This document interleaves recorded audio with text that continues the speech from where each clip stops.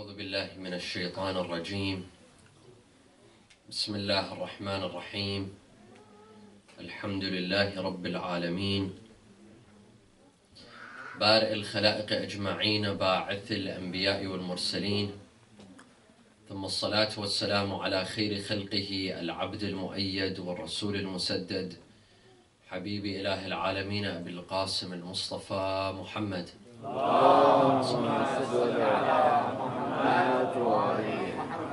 وعلى أهل بيته الطيبين الطاهرين وصحابته المنتجبين. صلى الله عليك يا رسول الله، صلى الله عليك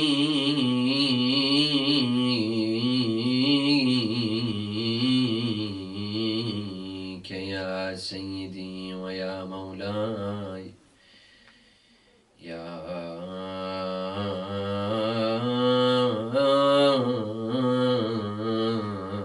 أبا عبد الله.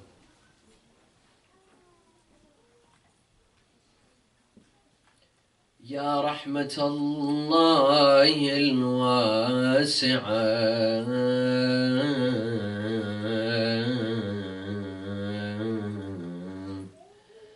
ويا باب نجاة الأمة، ويا عبرة كل مؤمن ومؤمنة،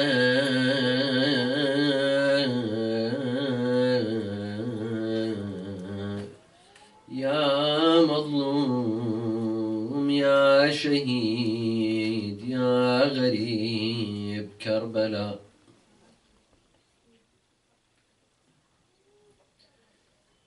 يا ليتنا يا ليتنا كنا معكم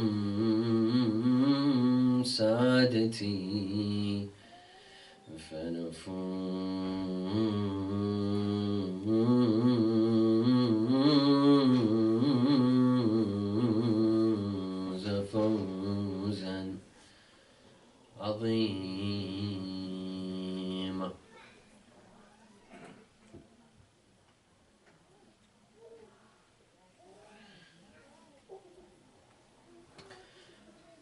أعوذ بالله من الشيطان الرجيم. بسم الله الرحمن الرحيم. ونريد أن نمن على الذين استضعفوا في الأرض ونجعلهم أئمة ونجعلهم الوارثين.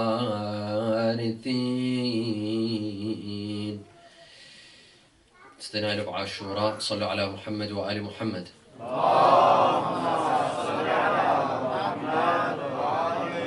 The second for the love of Imams Al-Hassan wal-Hussein.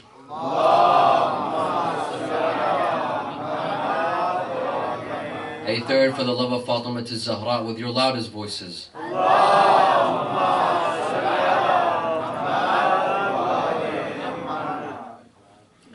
The past decade, the United States of America witnessed lots of changes.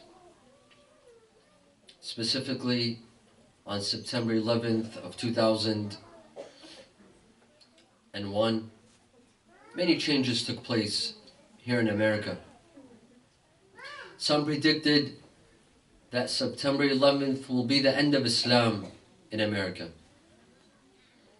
And it will be the end for all Muslims in America. Islam will no longer be accepted, and Muslims will no longer be welcomed in this country. Many predicted such changes. Some were fearful that our Islamic centers here in America will be in danger, our families will be in danger, our jobs will be in danger. And some even promoted this idea then we Muslims can no longer stay in this country. There were others that promoted that Islam does not belong in America, and Muslims need to go back to their own countries. This is not their country, because they have caused a catastrophe in this country. They need to go back and leave America for Americans. However, now that more than a decade has passed after September 11th, we see that none of this took place. Islam remained accepted in America. Muslims remained welcome in America. In fact, we see that the number of converts to Islam after 9/11 increased. The number of Muslims in America increased after 9/11. The number of Islamic centers and mosques in America doubled after 9/11. Churches, synagogues, temples, colleges, universities, they all opened their doors for Muslim scholars to come and address large audiences regarding Islam, regarding the teachings of Islam. After 9/11, numerous books and pamphlets and publications were printed regarding Islam. People became more aware of Islam, of the true teachings of Islam, and that Islam is a peaceful religion. And Muslims remained comfortable in this country. No one lost their job, no one lost their home. Muslims lived their everyday life, their normal life. They went to school, they went to work, peacefully, comfortably. Yes, there were some hate crimes after 9/11. There were a few hate crimes here and there after 9/11. Some Muslims witnessed discrimination at airports, yes. Maybe some were even hurt, physically hurt after 9/11. Some people here and there. Yes, there were a few movies that were made against Islam here in this country. However, the general aspect, the general perspective of Islam and Muslims remained peaceful. Muslims remained welcome in this country. Yes, there are some neoconservative politicians and preachers in this country that would like to see Islam, eradicated. They would like to see Muslims leave America. Yes, there are some individuals. From among politicians, you have the infamous Daniel Pipes, you have Newt Gingrich, you have John McCain. These are all politicians that would like to see Muslims leave this country. From neoconservative preachers, you have people like Pat Robertson, Jerry Falwell, Terry Jones. These would like to see Muslims leave this country. However, the general population, no, they are welcoming of Islam and Muslims. Americans are very much tolerant of Islam and Muslims. In fact, in this country, Muslims are seen as American just as Christians and Jews are. The same way that this country belongs to Jews and Christians and Buddhists and followers of other faiths, it too belongs to Muslims. About 10 days ago when I arrived from Karbala to New York, the customs officer stamped in my passport and he told me, "Welcome home." You rarely get this phrase when you go to your own countries. When I land in Iraq, I am not told "welcome home." But when I come to America, the customs officer tells me, "Welcome back home." For many of us, America has become a home. You see, my dear friends, your country is not the land where you're born in. Your country is the land that tolerates you and makes you feel welcome. That is your country. Thus, for us Muslim Americans, this is our country. We came here to live, and we came here to stay as our country. The past, Sallu ala Muhammad wa ala Muhammad.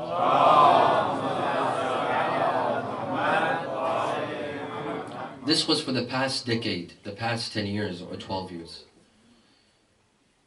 Now what about the next 10 years or 12 years? What will happen? How does the future of Islam look in America for the next decade, the next 12 years? Will it be as successful as the past 12 years? Will Islam have room here in America? Will Americans accept Islam and be welcoming of Muslims or not? Will the amount of converts in the next decade, will it be on the rise or will it recede?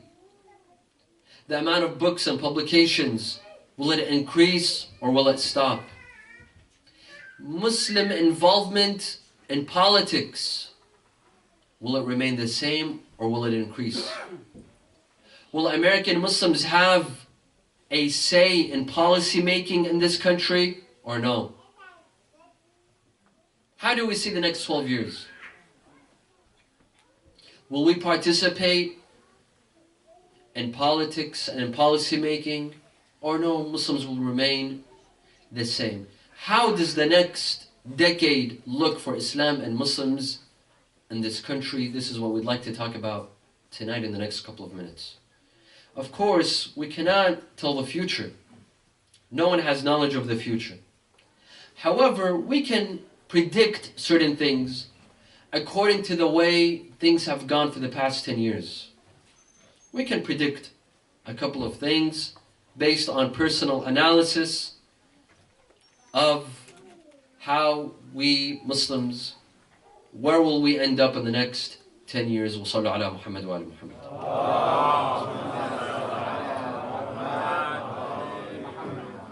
I believe that in the next decade, Islam will flourish in this country. And Islam will succeed in this country. And so too will Muslims. They will increase by number. And it's not just quantity, but they will increase by quality as well. And we will see that Muslims will have a say in policy making as well. However, there are certain conditions to this predicament. There are certain conditions. If these conditions are not met, it will only remain a hypothesis. It will just remain a hypothesis. There will be certain conditions to be met in order for Muslims to succeed in this country and for Islam to flourish in this country. And these are the conditions that we'd like to talk about tonight, my dear friends. Specifically, I chose this topic for the night of Ashura. Why? Because Imam Hussein alayhi salam, my dear friends, died for a reason. Allahumma salli ala Muhammad. Imam Hussein died for a reason and for a cause. And that cause was not just for us to shed tears for the Imam. It wasn't just for us to cry. Crying is good. Crying is wonderful for the Imam and will be rewarded.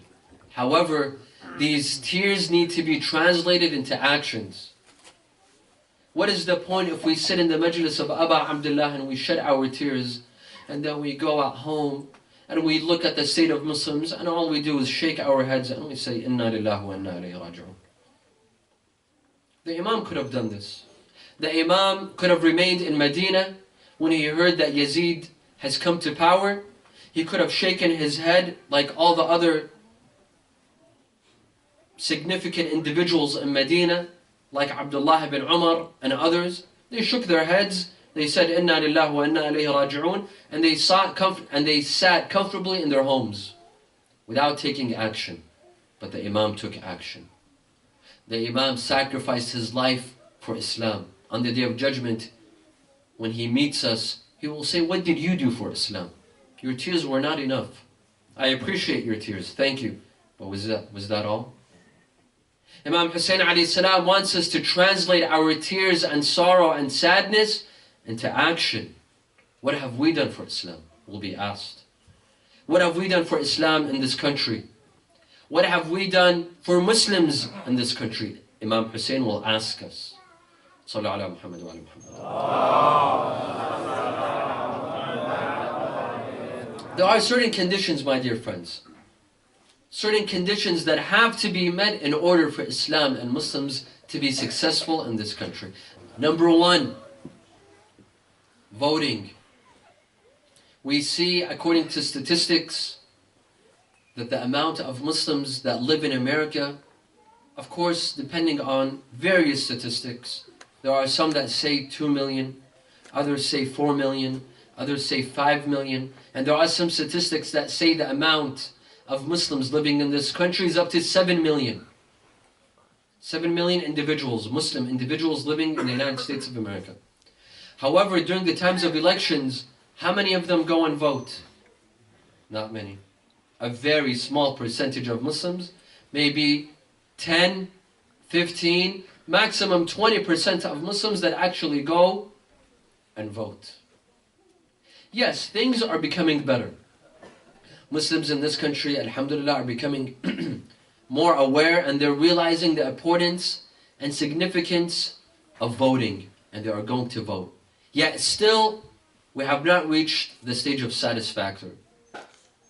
And what's interesting is that we Muslims, we complain that why don't politicians care about Islam? Why don't politicians cater to Muslims? Why don't politicians fight for the rights of Muslims in the Middle East? You know why? Because we don't vote. They could care less. If we actually voted, they would fear our vote. They would actually look for our vote. They would come and they would try to satisfy Muslims because they want their vote. But when a politician runs and he looks at who votes and who doesn't vote, and when he sees that Muslims do not vote, you think they care about Muslims? You think they care about their opinion when they don't vote for them? Voting is a power, my friends. It's a means of power. When we vote for a certain candidate, or when we show him that we could possibly vote and put him into office, then he'll start fearing you. Then he'll start catering to your needs. Then he'll start caring about your opinion and will start working for Muslim rights in the Middle East. When you don't vote, he could care less. He will go and cater to the needs of those who actually vote. Like our Jewish cousins here in America. Yes, they're our cousins, after all. Jews in America, they're not even half the size, half the population of Muslims. They're not even half. Some statistics say that Jews in America are up to 2 million. However, all politicians cater to their vote. They cater to their needs. They go and they visit the areas where they are heavily populated by Jews, like California and New York and Florida. They go to them, they visit them, they cater to their needs, they speak to them, they ask them for their opinion. Why? Because all Jews in the United States of America vote. They vote. But we Muslims don't vote. It's not part of our culture. It's not part of our system. We haven't understood the power of voting and the power of your vote, the power of your voice. The day that we realize how important voting is here in America, and all Muslims begin to vote, then we will have politicians come and visit us. They'll come visit our communities, our centers, and they'll tell us, what would you like for us to do for you? How can we serve you? This is one. Sallu ala Muhammad wa ala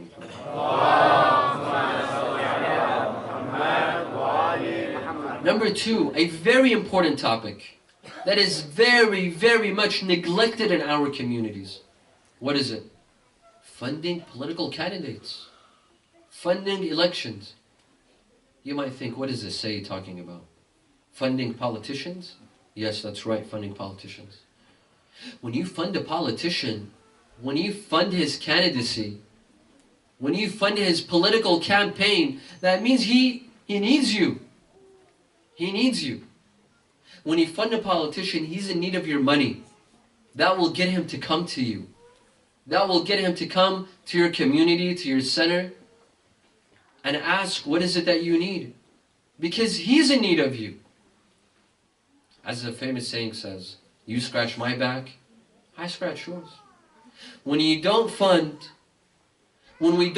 politicians and political campaigns, they say we don't need Muslims. When we run, we don't benefit for them. When we don't run, we don't benefit for them. Why cater to them? Why worry about their needs and desires? Why fight for the rights of Muslims in America or outside America when they don't even fund us? When we don't receive a single penny from them? While when we look at Jews in the United States of America, we see that most funding for almost every single politician that runs for presidency or the Senate or Congress or even the local offices, most of their funding comes from who? Comes from the Jews. Why? They do it for sabilillah. When they give, they're doing it for Allah, or because there's a reason, because there's a purpose. You think that politicians cater to Jews and they defend Israel, and for every bill that runs in Congress or Senate, these politicians have to sign on it if it's in the favor of Israel? You think that's for free? Or they paid? Because they pay for it. Because they pay for their political campaigns. But unfortunately, we Muslims, this is not part of our culture. We haven't understood the importance of financing political campaigns. For us, if we want to spend money, the biggest deal that we will spend on is food during the nights of Muharam. If we spend a couple of hundreds of dollars on food at the Islamic Center, we think we've done a great service to Islam. If we bought some food or bread. Of course, I don't mean to discourage those that have bringing food. Otherwise, would have been starving the past couple of nights. And it's been delicious food. Please bring the food. But at the same time, let's realize that there's other priorities as well. The same way that we bring food and we build Islamic centers and we build Islamic schools, there are other priorities as well, such as funding, political campaigns. All it requires is some foresight. Some people might object to me and say, how do you expect us to give our money to these crooks? If this is how you want to see it, that's fine. But you can see it in another way. That these crooks will also fight for your rights if they realize that they need your money. How do you think that the Israel lobby works in this country? That the politicians, they cater to the Jews and to the Israeli lobby for free because they love them? Because they have a lot in common? No. A lot of these politicians, they even despise the Israeli lobby, but they need them. Why? Because it's the money. It's the money. The Israel lobby supports and finances the politicians who pass bills that favor Israel. And at the moment that they see a politician not favoring Israel, the money stops. The finance stops. And that person will lose the next time that he runs for office. This is how it works. This is how the Israel lobby works. When is it that we will learn? When is it that we will change? When is it that we will realize that we have certain priorities? Our money is good to be spent on food and Islamic centers and charity and orphans. This is wonderful, but we should have other funds for other means as well. صلوا على محمد وعلى محمد.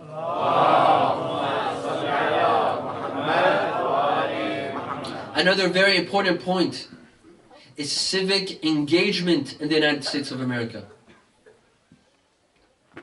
The 7 million Muslims here in America. Do you know how many people do we have representing us in Congress?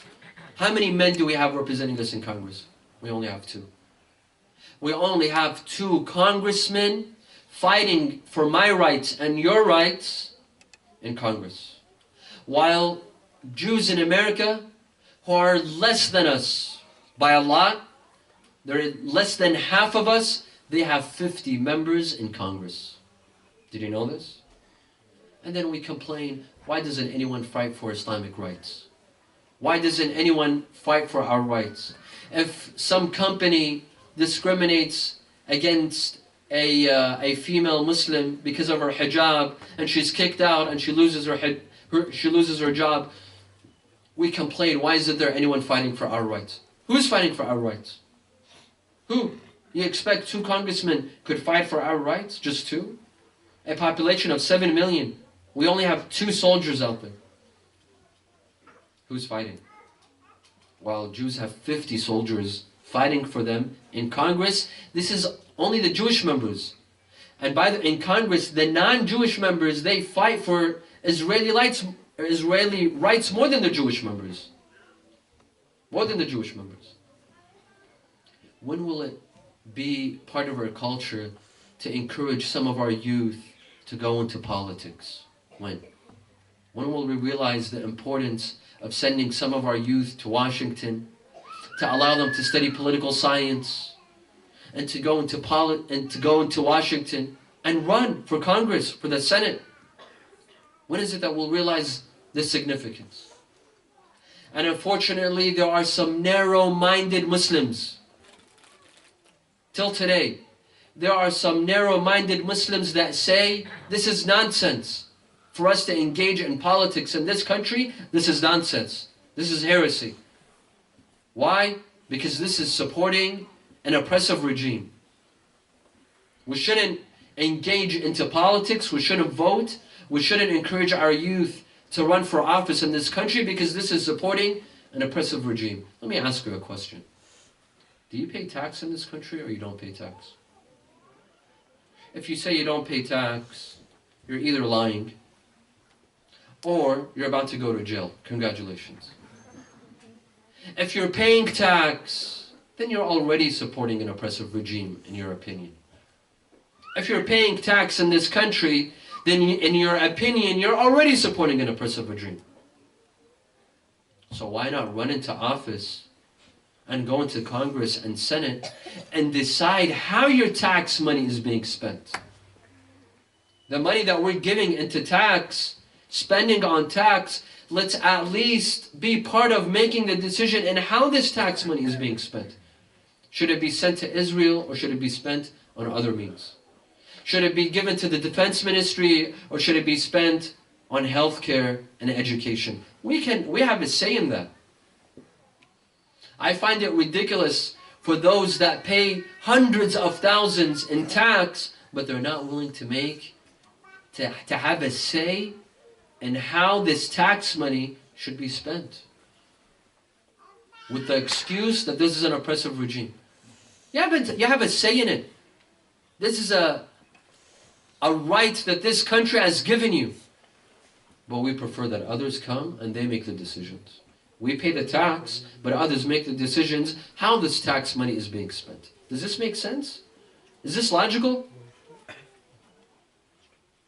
Didn't Amir al-Mu'mineen alayhi salam allow Salman al-Farisi to become the governor of Madain during the days of certain khulafa? Didn't Imam Musa ibn Ja'far allow Ali ibn Yaqtin to work as a minister to Harun al-Rashid? Aren't these our imams? Don't we learn from their lives? Don't we take lessons from their lives? Imam Musa ibn Ja'far could have easily told Ali ibn Yaqtin not to work for Harun al-Rashid because Harun al-Rashid is an oppressor. But on the contrary, we see him when Ali ibn Yaqtin asked Imam Musa ibn Ja'far, should I remain in my position or should I quit? He told him, no, remain. Because perhaps in this job of yours, in this position of yours, you can serve the mu'mineen, you can serve the believers. You can serve. This is the sort of foresight that our imams had. But we have some ignorant, narrow-minded followers of our own imams here in this country that say, no, don't get involved in politics. Don't vote. Don't have a say. Don't meet with politicians. Sit at home and let others make the decisions for you. Sallu ala Muhammad wa ala Muhammad.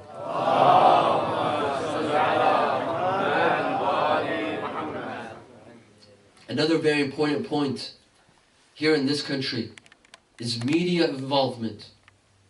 How many journalists do we have in the New York Times and in the Los Angeles Times and in the Washington Post and then in the Wall Street Journal and in Newsweek and in Time magazine. How many? How many Muslim journalists do we have? We have a few names. We do have a few names.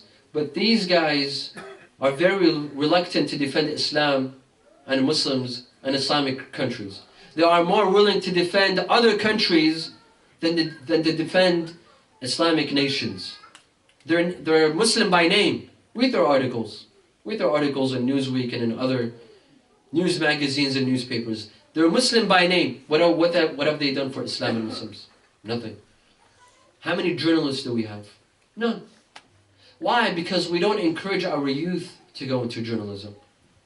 We as parents, we only encourage our youth to go into medicine or engineering or law. That's it. As if Allah subhanahu wa ta'ala has only created these three occupations. He hasn't created anything else. Well, what about journalism? What about media? What about those who are writing articles and influencing politicians? What about them? If you look at the major newspapers here in this country, you see that in most of these newspapers and news magazines, the top authors and writers are whom? Are Jewish. They're Jewish. And they're defending Israel. And they defend Jews in this country. And they're writing the most important and influential articles. While we sit at home, sit back, relax, and everyone else is developing. How many of us actually read newspapers and news magazines? Not many. Most Muslims don't even read. They don't read the newspaper. They don't read the New York Times or the Los Angeles Times. They don't see what journalists are writing about Islam and Muslims.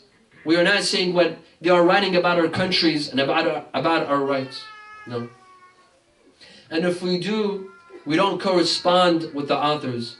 One journalist here in America, he said, if I write an article about Israel, if I support Israel in one of my articles, I will get thousands of emails by Jews in America thanking me. And if I write an article against Israel, I will get tens of thousands of emails. They'll fill my email box or my inbox with hate emails, discouraging me and denouncing me. But he says, when I write an article on Palestine or Iran, whether I support or I'm against, no one emails me. No one emails me from the Muslim community in America. If I support Palestine or Iran, no one thanks me. If I attack them, no one tells me anything. So why should I care? This is how it works in the media. Journalists cater to those who write to them. They cater to those who thank them. They cater to those who yell at them and rebuke them and denounce them. Not to those who are passive like you and me. We could care less if there's 10 articles tomorrow in the New York Times denouncing Islam, or there's 20 articles supporting Islam. We could care less. When we see a good article, we say Alhamdulillah. When we see a bad article, we say Inna lillahi wa inna ilayhi raji'un, and that's it. There's no action. We don't take action. We're very passive. Sallu ala Muhammad wa ala Muhammad.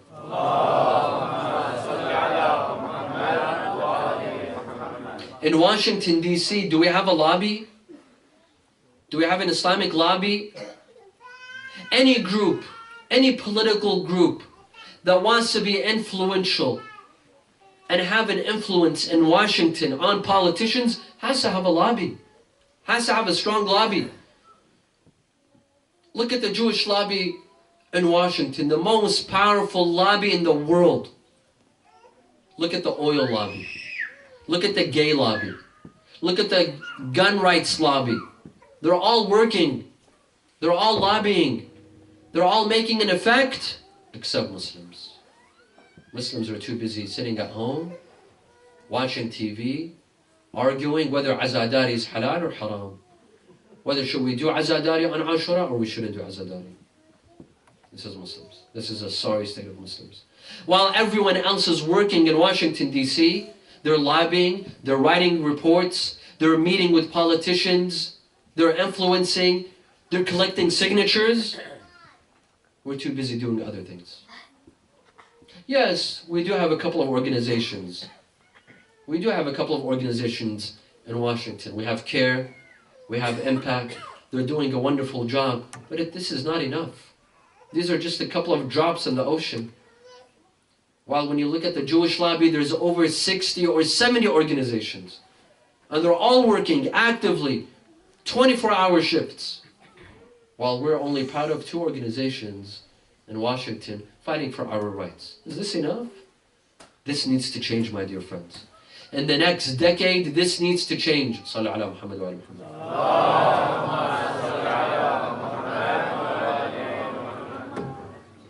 How much academic involvement do we have in the United States of America? How many Muslim professors do we have at universities and colleges? Did you know that most professors at universities here in America that teach Islamic studies are not Muslim? In fact, many of them are Jewish. Most of the professors that teach Islamic studies here in America are Jewish. They're not Muslim. Or they're non-Muslim. They're not Jewish, but they're non-Muslim. Is this right? Which sort of image are they giving about Islam? What are they teaching about Islam? What are they saying about Islam? What are they saying about the Quran? What are they saying about the Prophet? What are they saying? We don't know. Because we are not the ones that are teaching Islam. We're giving room for others to come and teach about Islam. And they get to teach the image that they like, not the image that we like. We have people like Bernard Lewis at Princeton and Samuel Huntington at Harvard, who died a couple of years ago. These were the professors that are teaching about Islam and are giving the most negative image of Islam to college students at Harvard and at Princeton and at Yale and at Stanford. And these students, they're the future of America. They will be the ones who will run for office, and they will be the most prominent journalists in America. They are going up with a negative image of Islam. And who should we thank? We should thank ourselves for being passive, for sitting at home and not doing anything. Our students, what are they doing at universities? How active are they at universities? Look at Jewish organizations, Jewish students at universities. They're the most active students. They have their organizations, their clubs, their meetings, their conferences, their seminars. And what are our students doing? What is the MSA doing, the Muslim Student Association? And it's the most well-known, Muslim organization on campuses and all across the nation, the MSA. What is the MSA doing for Islam? What is it doing during these days? I'll tell you what they're doing these days. They're promoting fasting on Ashura. This is what they're doing. They go around telling students that you need to fast on Ashura because Ashura is a Eid. It's a day of celebration. It's not a day of commemoration. This is our MSA. This is our Muslim Student Organization or Muslim Student Association. Instead of promoting Islam, instead of supporting Islam, instead of calling students to Islam, clearing the image of Islam, they tell students, come and fast on the day of Ashura. La ilaha illallah. Sallu ala Muhammad wa ala Muhammad.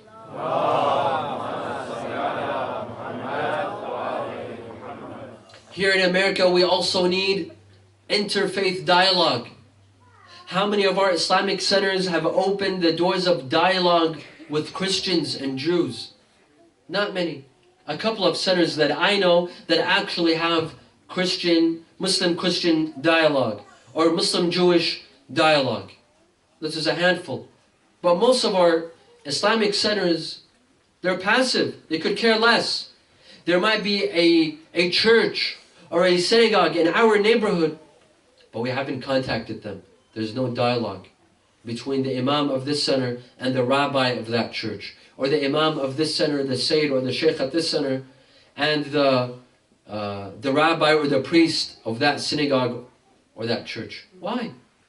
Why haven't we opened the door of dialogue? This is very important. Please remember, my dear brothers and sisters, that we came here to stay. Most of you did not come here to stay for 4 years, 5 years, and leave. Maybe some of you did. but the vast majority came here to stay. Shouldn't we open the door of dialogue?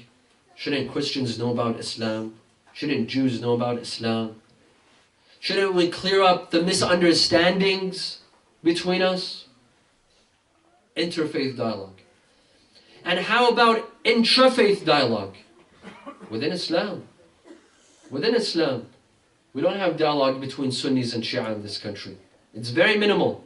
Yes, there are some proponents of intrafaith dialogue. There are some Muslim scholars in this country from both sides, from both schools of thought, that promote Sunni Shia dialogue, that promote Sunni Shia unity, to work together, to cooperate with one another, or at least to agree on to disagree, to agree on disagreeing. They're limited, but the vast majority, no, we don't have a connection. Our mosques, our Shia mosques are disconnected with the Sunni mosques. We don't dialogue, we don't communicate, we don't have members of our mosques visit theirs, and members of their mosques come and visit ours. This is minimal. This has to change, my dear friends. In order for Islam to succeed in this country, Muslims have to cooperate, at least to learn to agree on disagreeing. You can practice. I'm not saying we should compromise our practices and beliefs. No. They practice what they believe in, and we practice what we believe in, but this doesn't mean that we cannot cooperate and work together. Sallu ala Muhammad wa Muhammad.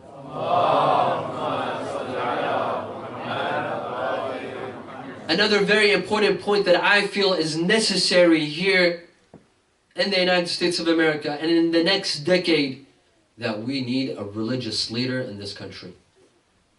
Here in America, we need a marja'. We need a marja' to come and cater to the needs of Muslim Americans. Someone who is qualified from a Hawza point of view. Someone who has his Hawza credentials and academic credentials, and at the same time can understand the Western mentality and can understand the American mentality. Someone who is fluent in English, someone who can represent Muslim Americans in the media, someone, if he comes on TV, on Fox News or CNN, someone who we could be proud of. Someone who can represent American Muslims in politics as well. He will be the reference for all Muslim Americans. We need such a figure. We need such a religious leader in this country who will supervise the Islamic centers, who will build and finance more Islamic centers in this country, who can establish an Islamic seminary in this country. This is very much possible. Who can finance Islamic satellite channels in this country. This is very much possible. To print books in English regarding Islam, to print magazines regarding Islam, to upload websites regarding Islam. This individual can supervise. This religious leader can also supervise the division of khums here in the United States of America. I was always the proponent of this belief, that the khums in America should remain in America. It should be spent on the cause of Islam and Muslims in America. This religious leader can supervise this, to make sure that khums is being divided equally, justly, without corruption on Islamic causes here in America. He could even spend and finance those who are poor, Muslims who are poor in this country. The youth that wish to get married and cannot afford it, he can finance and support. This is possible. And inshallah we can see this when the next decade here in America. Sallu ala Muhammad wa ala Muhammad.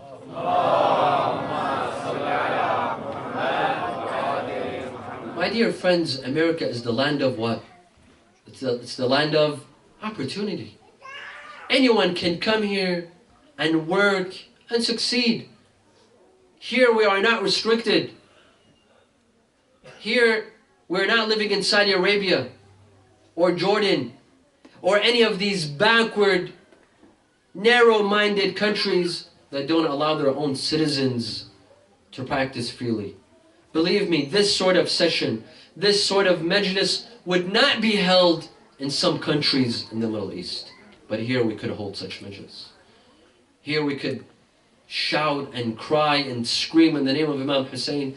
Here we could be critical of the policies of this government.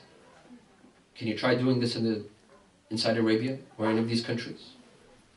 In Saudi Arabia, you cannot open a Husseiniya. You can't call it a Husseiniya. You could call it a masjid, but you cannot call it a Husseiniya. Did you know this? But here you could call it whatever you'd like and say whatever you'd like, as long as you're not dangerous and you don't threaten anyone. Say whatever you want. Isn't this a blessing for us as Muslims? This is a land of opportunity. Won't Imam Hussein on the Day of Judgment ask us that you had such opportunities, why didn't you make use of it? This is a land of opportunity, my dear friends. This land has a fertile soil for Islam. All we need to do is come and plant the seeds of Islam in this country. And after 10 years, we'll see the fruits. After 10 years, we'll see the trees of Islam. Here we have freedom of speech, freedom of expression. Let's make use of it. On the Day of Judgment, we'll be held accountable. وَقِفُوهُمْ إِنَّهُمْ مَسْئُولُونَ. We'll be asked. Let's give a good image of Islam, my dear friends, in this country. Let's show America that Islam is not one of its problems. Rather, it's one of its solutions. Islam is not one of the problems of America. It doesn't need to worry about Islam and Muslims as a problem. Rather, Islam is a solution to this country.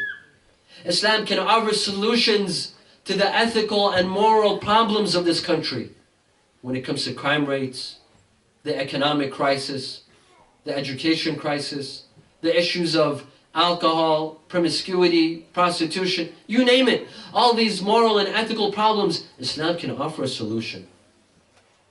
But it depends on us. How do we present Islam? In which manner? In which manner do we present Islam? In a violent manner, in a barbaric manner, in a backward manner, or in a beautiful manner? It all depends on us, my dear friends. It depends on how we promote and present Islam.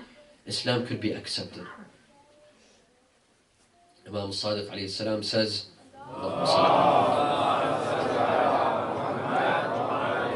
لو علم الناس محاسن كلامنا لاتبعونا. If people knew our genuine teachings, they would follow us. But are we presenting the genuine teachings of the Ahlul Bayt? Or not? We'll be held accountable. Imam Hussein alayhi salam will come on the Day of Judgment and he will say that I gave all I could for Islam. My job was to reform. I did my job. I gave everything that I could for Islam. I gave my brothers, I gave my children, and I gave my infant to Islam. What have you given for Islam? What have you done for Islam?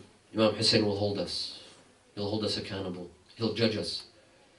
He'll say, I gave every single drop of my blood for this faith and for this religion so that you may enjoy and sit back and relax at home, sleep, eat, and drink, and enjoy yourself. What have you done for Islam? Imam Hussein alayhi salam gave everything. إن كان دين محمد لم يستقم إلا بقتل يا سيوف خذيني. This is a poem. These are not the words of Imam Hussein, but they portray Imam Hussein. This is a poetry of Sheikh Muhsin Abu al-Hab from the city of Karbala. It's as if the Imam said, إن كان دين محمد لم يستقم. If the faith of Muhammad will not set straight, then let the swords take me. إن كان دين محمد لم يستقم إلا بقتل يا سيوف خذيني. My father added a verse to this poem, to this very beautiful and long poem. He added this verse. أعطى الذي ملكت يداه إلهه حتى الجنين فداه كل جنين. He gave everything that his hand had to offer Allah, including his infant. May all infants be a sacrifice for that infant. أعطى الذي ملكت يداه إلهه حتى الجنين فداه كل جنين. Imam Hussein alayhi salam was ready to enter the battlefield. He gave everything. You know, when you go and visit someone, when you take a gift, when you take a bouquet of flowers, you usually put a beautiful flower on top. Am I right? All of the flowers are beautiful. They all smell beautiful. But you choose to put a small little flower on top of that bouquet. Imam Hussein on the day of Ashura gave a bouquet of flowers to Allah. He offered a bouquet of flowers from Abu al-Fadl al-Abbas to Ali al-Akbar to Al-Qasim, to his nephews, to his children, but he wanted to put a small little bouquet on this. He wanted to put a small little flower on this bouquet. And that was his infant, Ali al-Asghar.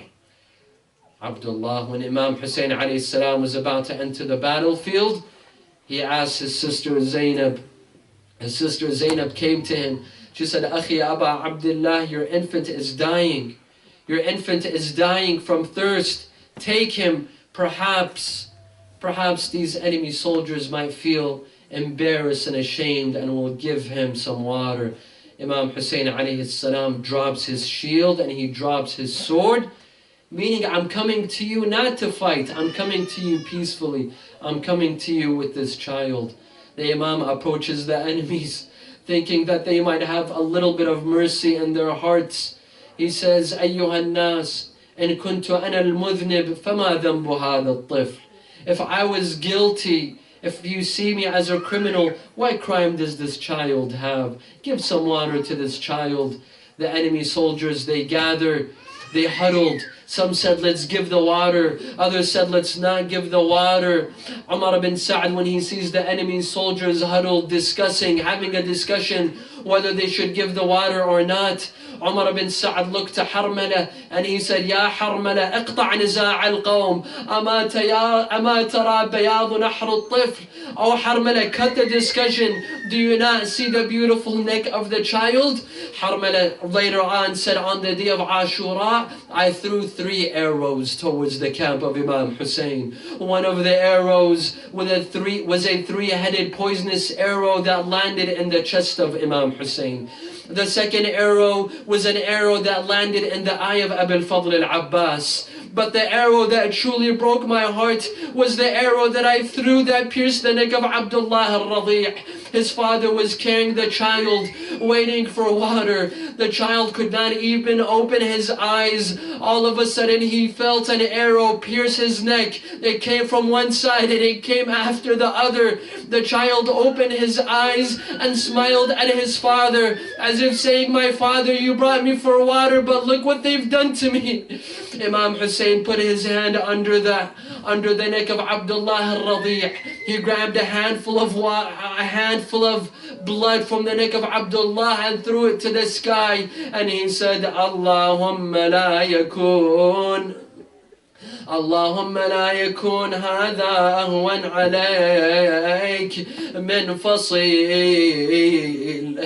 Imam Hussein alayhi salam heard a voice from the sky saying, Da'u ya Hussein fa inna lahu murdi'atan fil jannah. Ya Hussein, let him go. He will have someone to breastfeed him in paradise.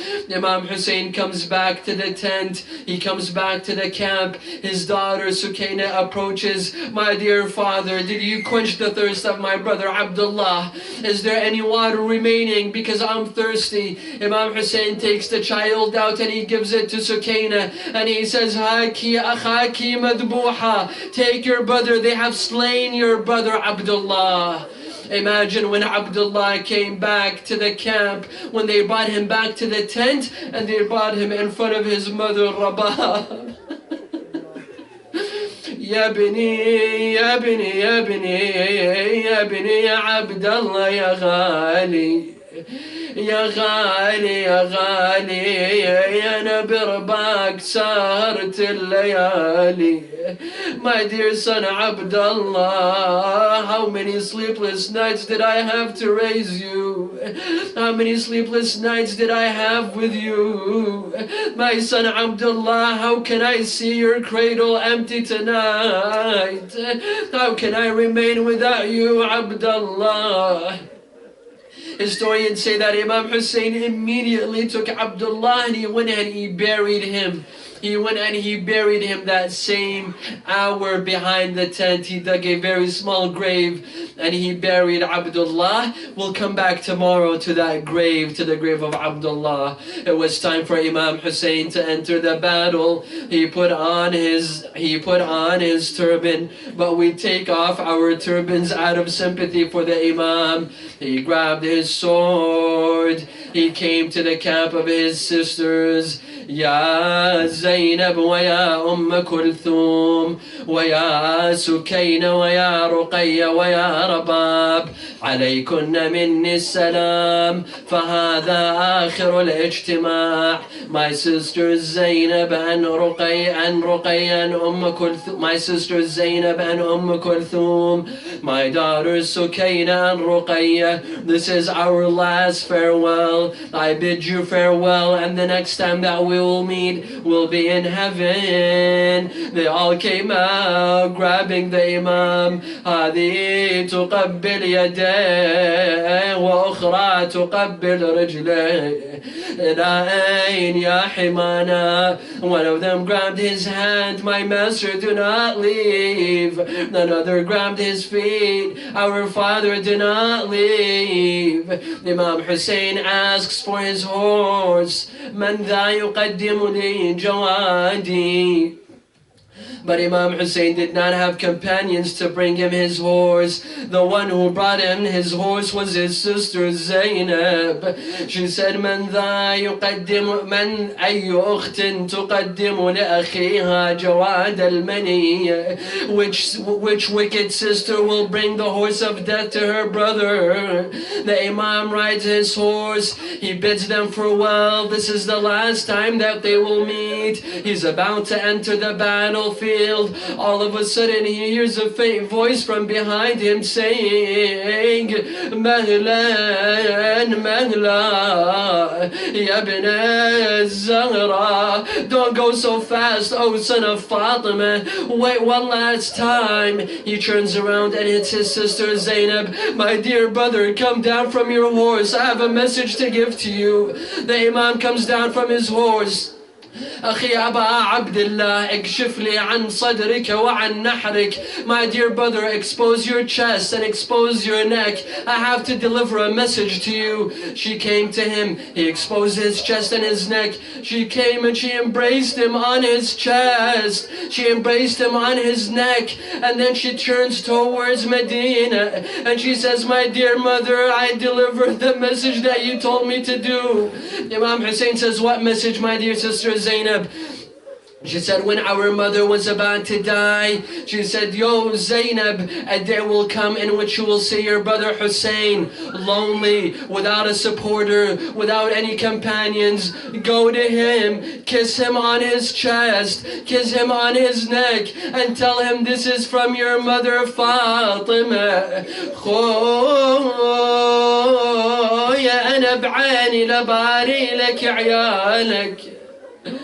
أنا بروحي لسجت لك أطفالك. The Imam enters the battle. These are the last moments, my dear brothers and sisters. These are not the moments to remain quiet. Imam Hussein alayhi salam enters the battlefield. They surround him from every direction. Arrows begin pouring on him. Rocks begin pouring on him.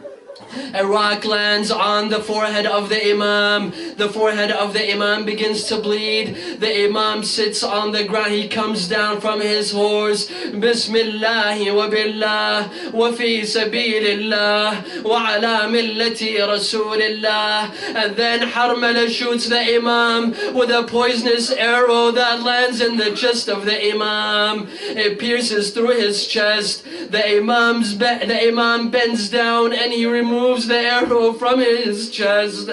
Blood begins to gush from his chest. He holds the blood and he drains his beard with his blood. Yes, his horse begins to roam around him. The janah groans around him. He stains his face with the blood of the Imam. The enemy soldiers are approaching the Imam. The janah keeps on circling as if telling him, Ya Aba Abdullah, stand, the enemy soldiers are approaching. approaching. Shamr ibn Dhul Jawshan is approaching. Stand, Aba Abdullah. When Dhul Janah gives up, he puts his face in the blood of the Imam, and then he runs towards the camp of Imam Hussein. He runs to the camp of his Sayyidah Zainab.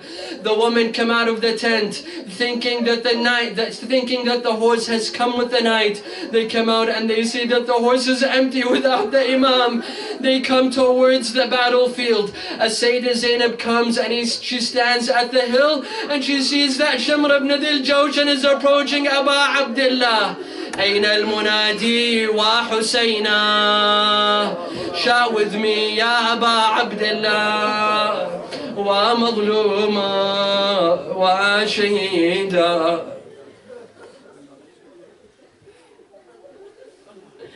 برمشام میرسد هر لحظه بوی کربلا. همه با هم. کربلا یا کربلا. کربلا یا کربلا. Louder, louder. کربلا یا کربلا. بر مشامم میرسد هر لحظه بوی کربلا. کربلا کربلا کربلا. در دلم ترسم بما ند آرزو کربلا. کربلا کربلا.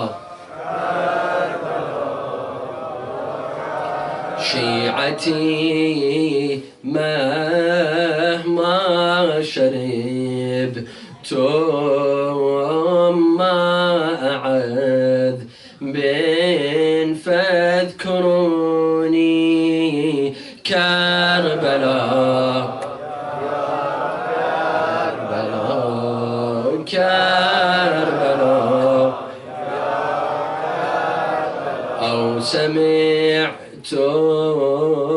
بقتيل أو شهيد فاندبوني. كربلا كربلا.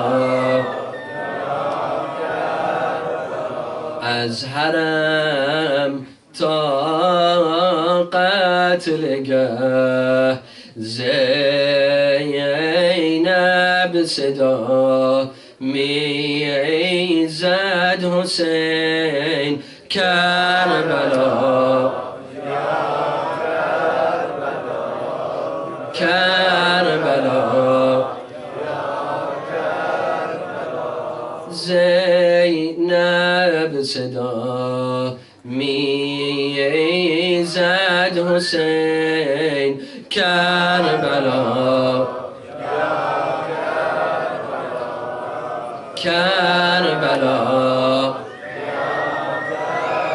از حرم تا قتلگه زینب صدا میزد حسین. کربلا کربلا. زینب صدا میزد حسین. کربلا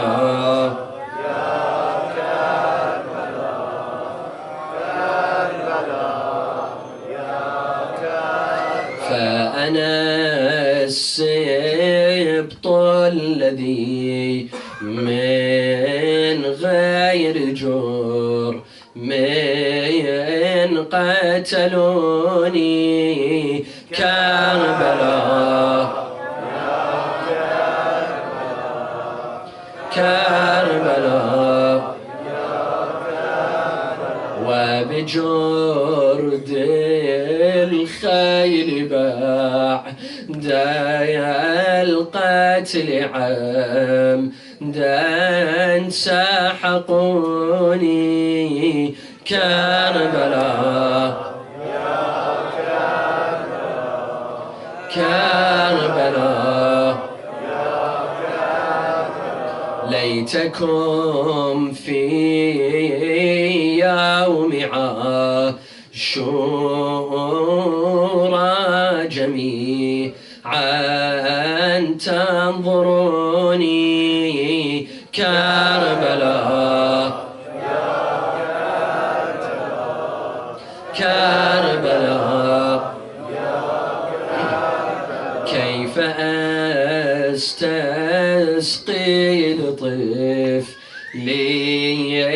فأبوا أن يرحموني كربلاء